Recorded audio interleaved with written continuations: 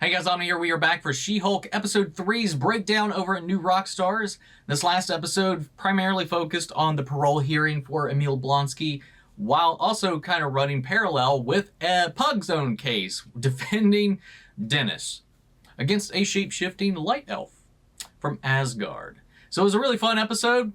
We got a quick little introduction to the Wrecking Crew at the end, this version of the Wrecking Crew. There's a ominous boss in the background, which, we got a lot of theories. See some people say Kingpin, could be Power Broker, trying to kind of reestablish that super soldier serum angle, could be Val, could be Titania even.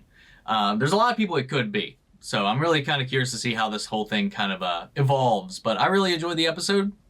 I don't fully trust Emil. I want to, but I don't.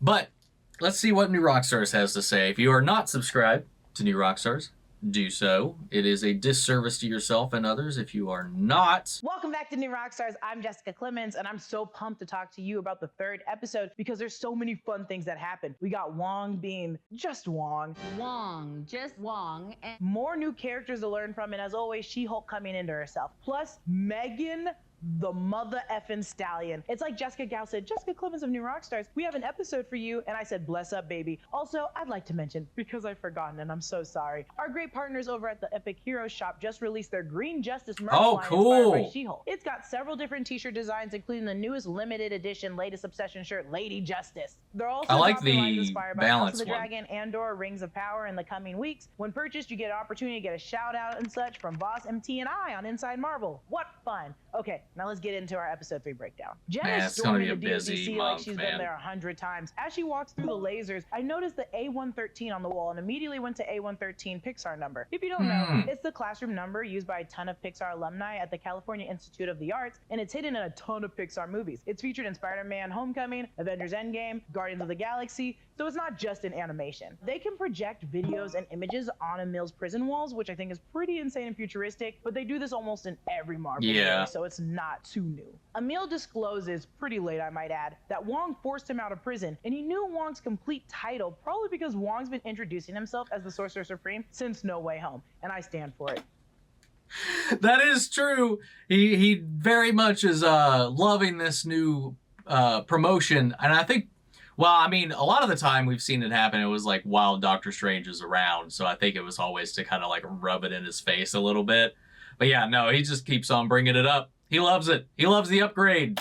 Be proud, Wong. We see Wong's mock LinkedIn account, Nikki and Wong's I thought it was Facebook. I don't know why. Confirmation that Avengers can have LinkedIn accounts, because I'm sure Tony had one. He's so proud to be the Sorcerer Supreme. He also marked full-time librarian at Carmitage for 11 years and a Target sales associate for 9 years. So if my math is correct, give or take, because we all know no one updates. So Wong worked at Target. Yes, me. Wong was appointed Sorcerer Supreme in 2018 following the blip. 11 years before that as a librarian, so that's 2007. But for 9 years, he was a Target sales associate. So from 1998 to approximately 2007, Wong was training at Carmitage, but also side-gigged as a Target employee. Go off, King. Jen breaks the fourth wall, and here we hear a little transitional twinkle before it. I know you can't wait to see Wong. I get it. Which we haven't really heard yet. It's hard to describe, but it's a sort of futuristic synthy wave passing between your left and right speakers. It's similar to the noise Tony's machine model makes in Endgame when it was a successful run. It seems like Jen knows it's the WCU, also known as the Wong Cinematic Universe, because she wants us to remember this show isn't about him, or Bruce, or Blonsky. It's She-Hulk, baby! Also, Jen, if that ain't a self-driving car, keep your hands 10 and 2. That's what I said. Introducing News Los Angeles Now, announcing Jennifer Walters is representing Emil Blonsky. They used the photo straight out of 2008's Incredible Hulk. Below the headline reads, superpowered influencer Titania speaks out about latest legal troubles, confident her legal team will make it go away, which shows that her altercation with Jen has not smoothed over in the slightest. We see the Tattle News frame like E! Entertainment News, an anchor played by Amanda Salas, who also is the entertainment anchor for Good Day LA. In another pass-by effect, we see just how popular She-Hulk is right now. On what I assume is YouTube, she's covered under the tag She-Hulk, News, and Superhero. She's being talked about on Despierta Daily News. There's theory videos on She-Hulk not being real, a hoax, conspiracy theories on this poor woman. Dear Lord, is this how I sound all the time? I hope not. They've also already started calling her the big green woman on the internet. This girl has gone viral, if you want to call being called a big green woman viral. Yeah, I would. I'll quickly explain the ups and downs of all She-Hulk's online threads. First, we get a nonsensical man, I made that up, played by Rory Asplund, who was featured in episode 1 of She-Hulk as a stunt performer. I think he might have been the guard on the right. We get mixed sexist comments from people like Dom the Bounty Hunter, Hard Seltzer Steve, and Darby Don't Care. TikToks, emojis, memes, more unwanted male commentary, and I'm about to Hulk out just reading and listening to them all. She's being covered on the news, the conversation with Jefferson. And I've seen and heard every single thing that came out of those lips and any of those messages. I've seen it, whether it be on my videos or on other people's videos, man.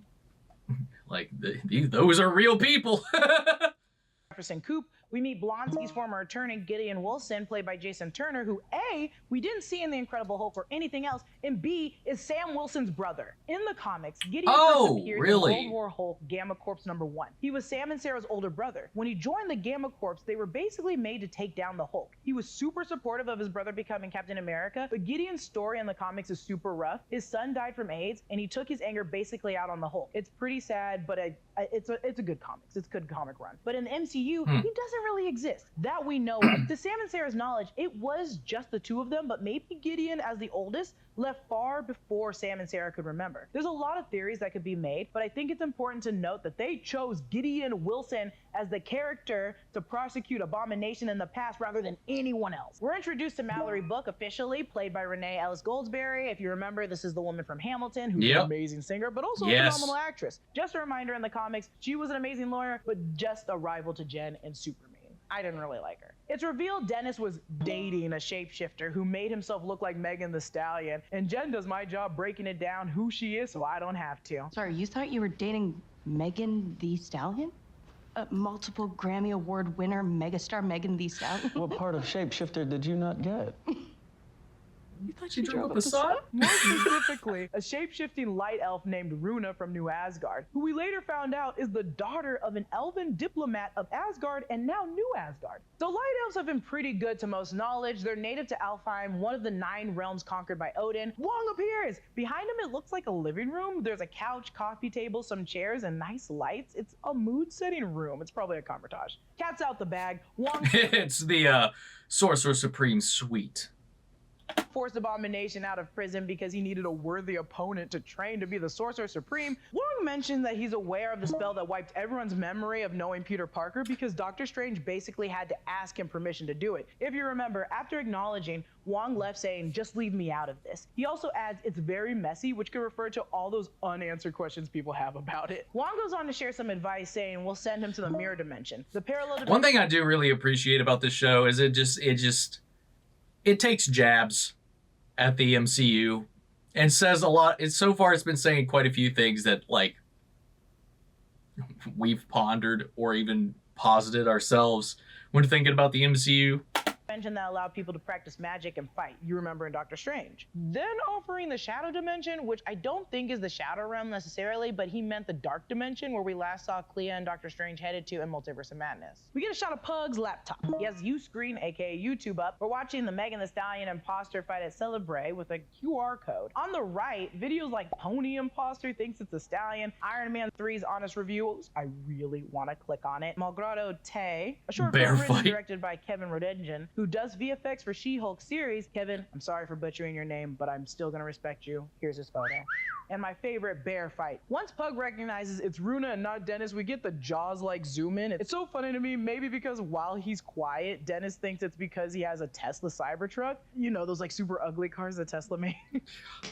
We're back to the DODC prison. Again, Josh Segarra, phenomenal in this role so far, and the little bits that we got. I mean, like, a lot of different, like, huge range, man. I've only seen him before this in Arrow, and he was just as charismatic, even more so, I would say. And then Twist also was a DA, also a lawyer, also a supervillain.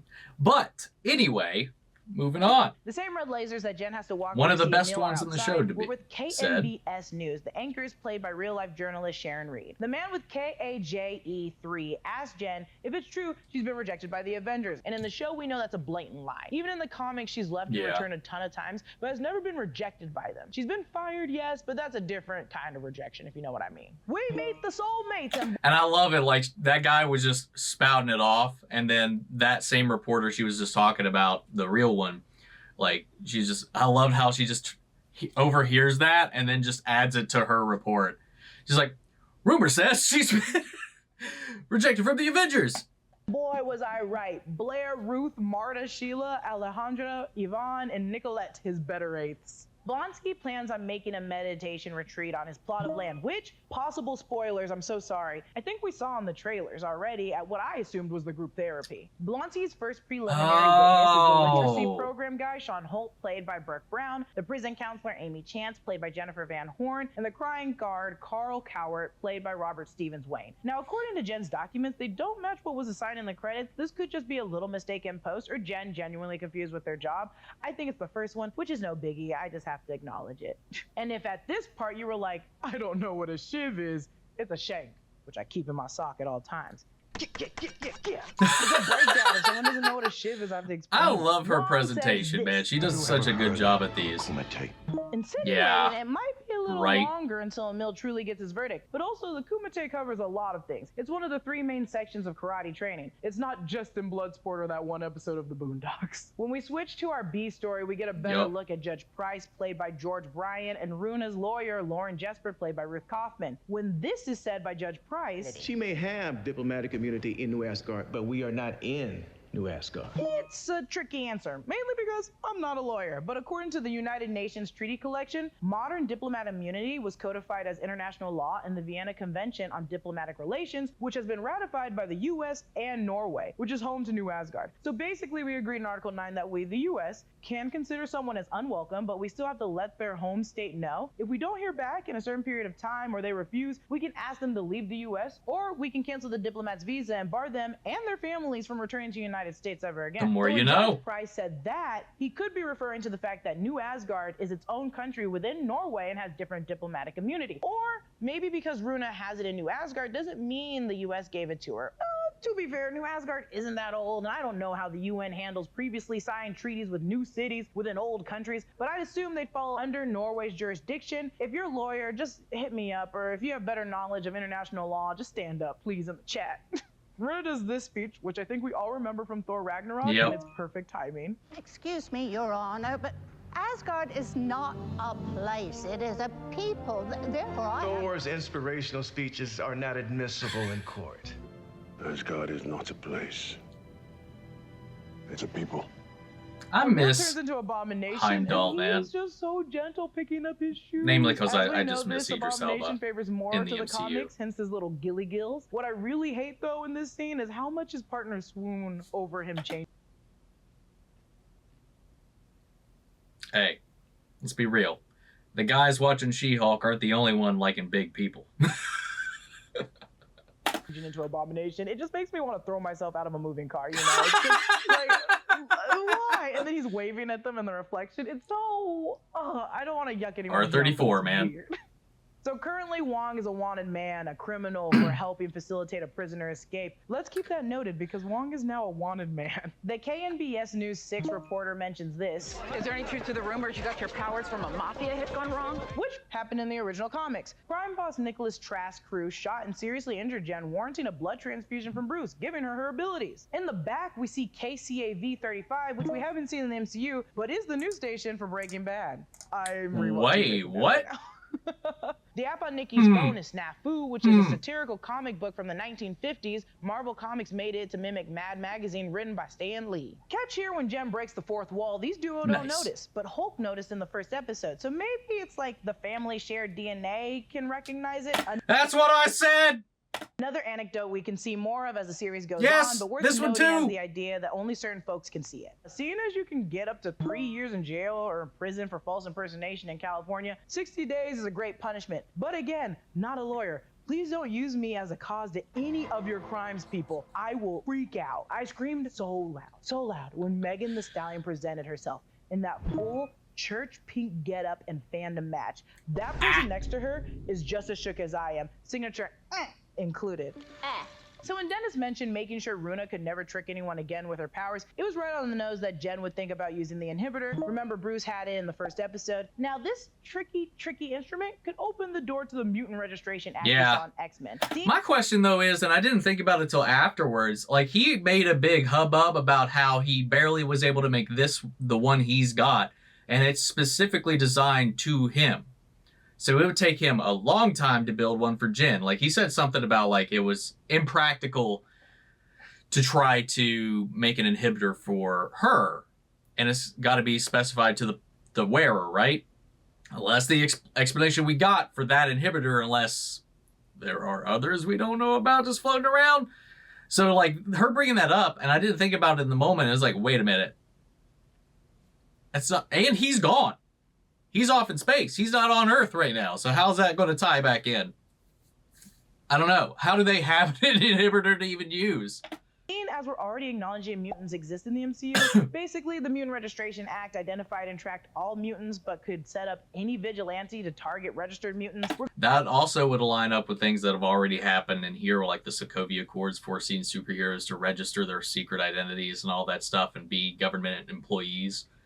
So there's already a precedent set in the MCU for something like this to come back around.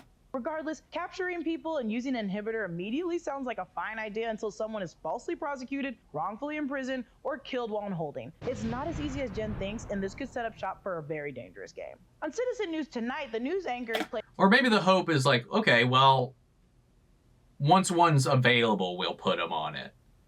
Maybe. I don't know. DeCastro, who is also on Fox 11 LA. She finally interviews, and it's a giant step for She-Hulk, and I'm so proud. No pun intended. I just love her, and I'm glad at how she's doing in the show. When Jen gets home, she gets jumped by this man in a yellow helmet, and this guy who has purple emitting glow from his gloves, and this guy with a blue emitting crowbar, and this man at the end has a pinkish ball and chain. We later find out that one of the men is named Thunderbolt, and oh baby, wait till you get a gander at this crew. Now, you might have seen them in Avengers, the Earth's Mightiest Heroes fighting Thor, or an Ultimate Spider-Man, but they are the supervillain team known as the Wrecking Crew. See the W's on their shirts? Why do they have shirts for their crimes? Their story is pretty wild and chaotic. Dirk Garthwaite, aka the Wrecker, broke into Loki's home with a crowbar, and right as Loki was getting powers from Carnella, Dirk got in the way and got it. He later fought Thor, and his powers transferred from him to his crowbar, but in prison he met ex-physicist Elliot Franklin, aka Thunderbolt, Brian Koleski, aka Piledriver, and ex-Army Sergeant Henry Camp, aka Bulldozer. When they broke free, they retrieved the magical crowbar. They really stood in the lightning storm, pulled a Shazam, and each got a piece of its power. They each have distinct weapons they use. So Bulldozer has his armored helmet, neck, shoulder covers. Wrecker has his crowbar. Thunderbolt has a ball and chain, and Piledriver has huge hands that are super strong. They fought in secret wars. They've even assisted in Hood's criminal syndicate during the Skrull invasion. So ultimately, we could see more of them since we're headed in that direction already. Kind of hope it's just a passing weapons from trope. An Asgardian construction worker. So maybe the origins may change a little. Their backstory in She-Hulk could also be different from the comics, but these characters in the comics are around all the time, fighting everyone and usually losing.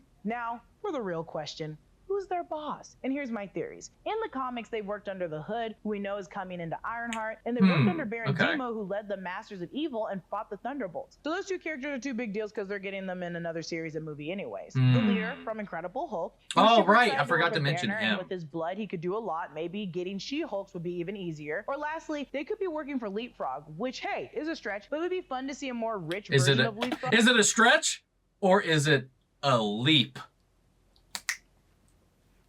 I'll be here all night. Actually, I won't. Trying to make up for what his dad couldn't, and he has his own team of goons. The episode closes Yonaka sees the power. I love this song. This is the first piece of new material since 2019, and they even said in an interview, we want you to get lost in a feeling of strength and empowerment when listening to this song, and I want that to be completely true. Though Jen looks defeated in this last scene looking at her reflection, it feels like the ending of every Euphoria episode. I just want this to be the look of a woman who just recognized, yeah, maybe her old life is Never over, seen it. but she's a superhero now. Versus thinking, I can't do this, I don't want to do this, I want her confident, I just want her courageous. We get a new courtroom illustration of Blonsky on his release shuttle with his 7 partners happily crying and waving him off goodbye. We get Nikki's thirst trap with the books in a library to catch Wong's attention. Dennis taking Megan Thee Stallion out on a very luxurious date, assuming that's not actually Megan, but maybe Runa. Megan Thee Stallion is Jen's latest client, and let me tell you, I've never been happier. This is like watching your 2 very best different friends meet and become best friends. This is like the first time you put peanut butter and chocolate together. This is my 2 favorite things coming together. If they somehow put anime in this, I just explode. And to top it all off, they're twerking. They close the episode to Body by Megan Thee Stallion, and if you told me 5 years ago Kevin Feige would approve of the hot Ebony, aka Tina Snow, aka Megan Thee Stallion, would be canon in the MCU, I'd say, are you lying? Oh, that's everything I spotted in the third Let alone She-Hulk joining her in a twerking session, which I'm not going to complain about. episode of She-Hulk. Follow me on Instagram and Twitter at Lulu_Clemens. Follow New Rockstars. Follow her, follow New Rockstars, subscribe to New Rockstars, are great. Yeah, man. I forgot about the leader, man. I forgot about the leader. That I felt like when I was listing off the possibilities, I felt like there was somebody I just wasn't recalling. And yeah, that was the one I was not thinking of. But yeah, really enjoyed this breakdown, man. The Wrecking Crew, they are characters. But I would love it if, well, I mean, I'm sure this isn't the last we'll see of them. They're probably going to try various attempts to get her blood. I don't think this is going to be a one-off, but I do kind of hope that they keep them, like, as a joke. I don't need them, like, existing in the background, showing up all the time, unless it's, like, a punchline. But that's me. I don't know. Who knows? Maybe there's Wrecking Crew fans out there. I'm sure there is. There's fans for all kinds of people out there. But yeah, I'm totally okay with them just kind of being like a bumbling gang of buffoons. But yeah, I enjoyed the episode a lot. It was hilarious.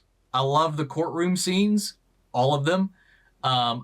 We didn't touch on Jen testifying for Dennis though. That was a fun one. But yeah, man, solid breakdown as always. What do you guys think? Is there anything that they missed that you guys caught? Sound off the comments. Let me know your thoughts down below. We'll carry on the conversation after the video. Feel free to join us in our Discord. We can talk about it there as well. Links to that and all my socials are in the description box below.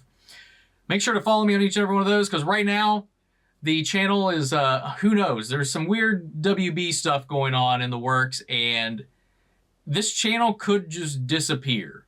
So follow my socials, please, if you at all love this channel. Because with some things that have been happening in the last 24 hours, I'm just crossing my fingers that I just don't wake up one day and this channel's gone.